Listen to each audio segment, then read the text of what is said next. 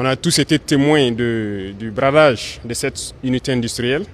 Et je pense que ce sont des Burkinabés, des valets locaux, qui à un moment donné ont été donc payés, je dirais, par les impérialistes, qui ont saboté et détruit tout ce qui se trouvait ici.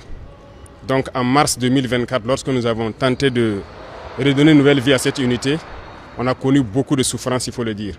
Et tout le long du parcours, ça a été des péripéties.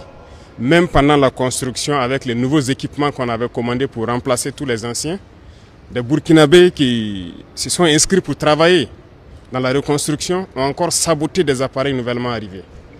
Donc on a dû prendre beaucoup de mesures particulières de sécurité pour pouvoir aboutir au résultat que vous voyez. C'est pour dire que c'est une unité qui est combattue par l'impérialisme et ses valets locaux, mais nous sommes engagés résolument à redonner vie à cette unité, mais à toutes les unités en souffrance, parce que l'industrialisation du Burkina Faso, comme on l'a dit, nous le voulons et nous allons le faire, parce que c'est une grosse chaîne de valeur qui est créée ici.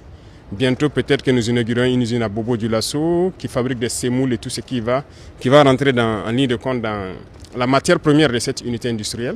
Beaucoup d'emplois seront créés et notre maïs que nos vaillants paysans cultivent donc sera bien employé. Nous prendrons toutes les dispositions pour que ce que ces unités ont connu et bien d'autres unités ne connaissent plus le même sort. Voilà, le peuple attend beaucoup en termes d'industrie, en termes de transformation de sa matière première. Donc nous mettrons tout ce qu'il faut mettre en œuvre pour que les unités industrielles survivent pour le bonheur de notre peuple.